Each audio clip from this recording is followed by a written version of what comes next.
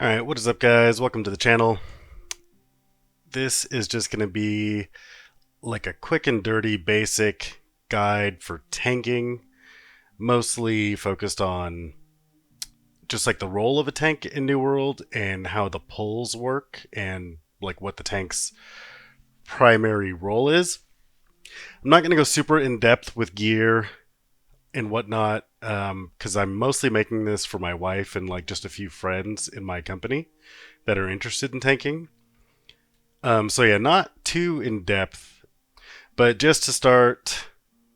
So for tanking, for basic tanking, like up to M3s, not speed running, but just like a basic solid tank build, is gonna be with sword and hammer. And for these, I like stalagmite. I believe this drops out of Laz, but you can make it in the kiln. And if it doesn't drop with refreshing move, you would need to re-roll it to add refreshing move. And the reason why you need refreshing move is to cool down your defender's resolve, which is the AoE taunt. It's like a 30-second cooldown, so you need the refreshing move.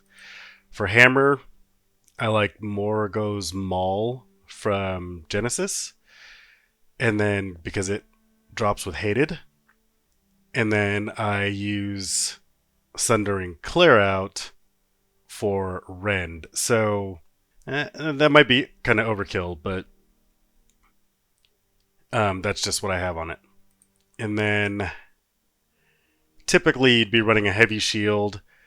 So like if we look at my tank build, I run shields that have protection. So you get double protection from your shield and your amulet. So typically for mutations, I'm running around 67% mutation resistance. And then Void Dark Plate is really good because it gives you extra armor factor, and then Frigid Dawn pieces. Anyway, I just said I wasn't going to get too in depth with that. So yeah, right now I'm in a light setup just to kind of show how pulls should work, or how I pull. Now, the scenarios that require different types of pulls, and typically when you're tanking, your primary role, you're not there to do DPS. You're there because you're kind of controlling the flow of the dungeon and you're protecting the DPS. Like your main role is to make sure the DPS don't die, because DPS die very easy if they're optimized well.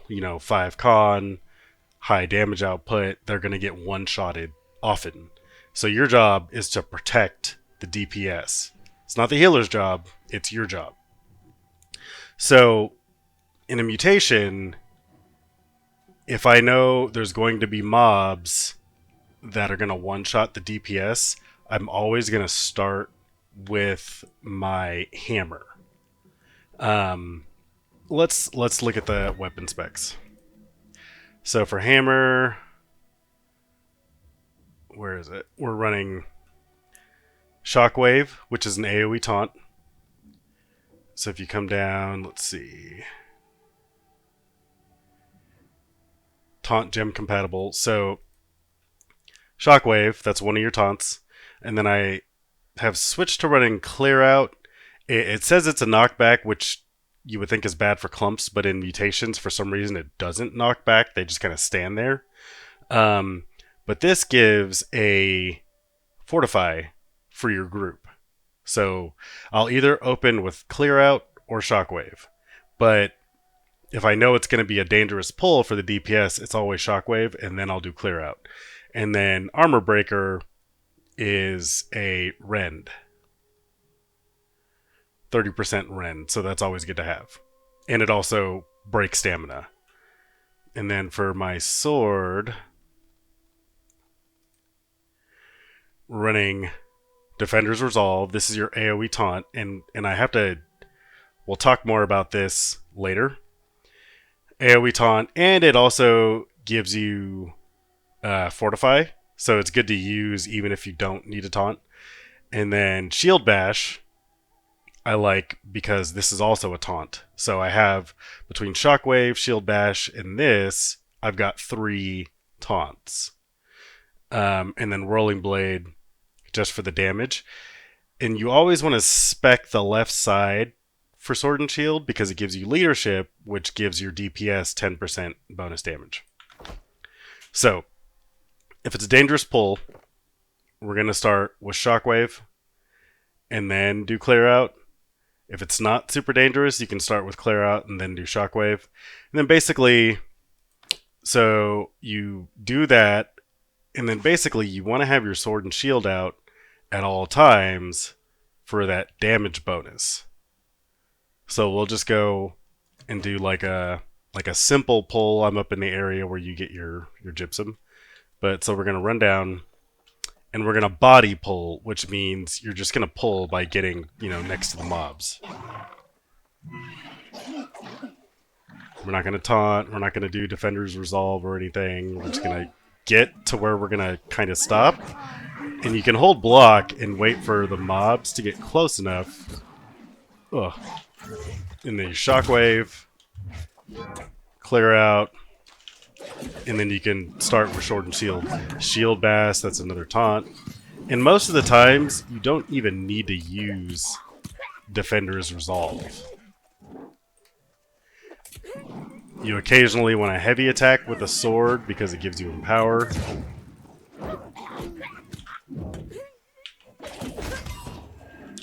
And that's a basic tank pull. Let me go reset.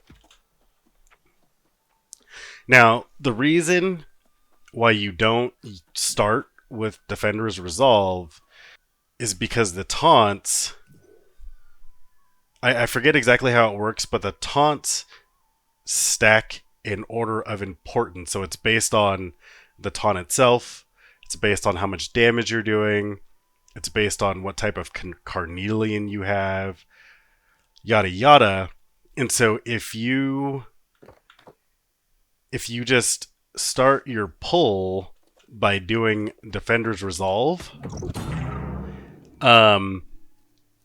if that is at the top of the taunt list, it negates taunts from your abilities and your damage. So it's much worse to start with Defender's Resolve because you'll just lose aggro because it's overriding the taunting you would be doing with just your damage, if that makes sense. So you always start with abilities or damage for taunting. And then if you have some stragglers that didn't aggro to you, then you could pop Defender's Resolve or save it if you see someone has aggro, like the healer has aggro. Some other things to think about. Let me switch to my heavy set so I'm not dying. So some other things to think about when we pull. So we're going to run down, we're going to body pull all this stuff. Switch to my hammer. This guy hasn't spawned yet. So, gonna let him clump up a little bit. Then I'm gonna Shockwave for the AoE taunt. Clear Out. Switch to my Sword and Shield. I'm blocking. So the other thing you have to think about is you have to think about your position. Your healer should always be trying to drop their Sacred on your DPS. And if they don't for some reason, you need to back yourself up so you can get your DPS into the Sacred. Because again, all you're doing is trying to keep your DPS alive. And then you always want to try to back up so the DPS can get behind the mobs so they can get backstab damage. And then of course, you can always switch back to your hammer to Shockwave, because the more that you Shockwave, the safer everybody is, because it's crowd control. And that's also why I run Grasping Vines, because that's another form of crowd control, and it's a rend and a weaken.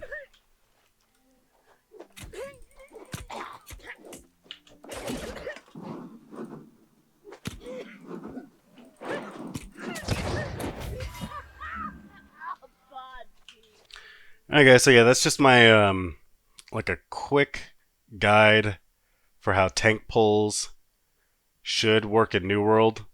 Obviously, there's a lot of variations to tanking because you could run a light setup. You could even sometimes I even tank with a hatchet instead of a sword and shield. But to start, for like very like basic tanking with like the fundamentals, sword and shield. Sword has to have refreshing move on it to clear to cool down defender's resolve.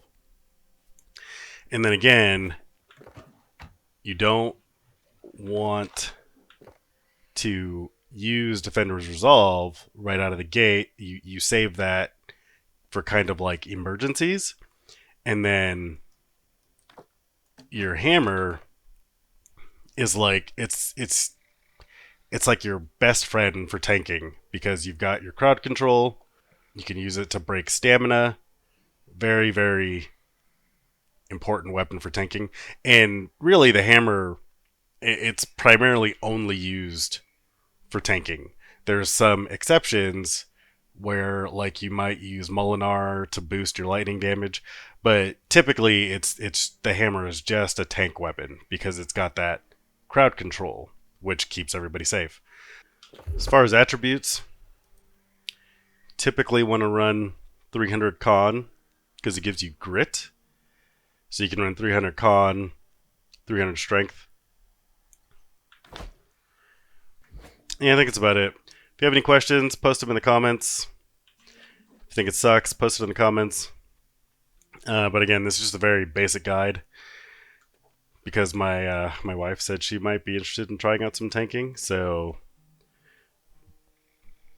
that should be fun. All right, guys, thanks for watching.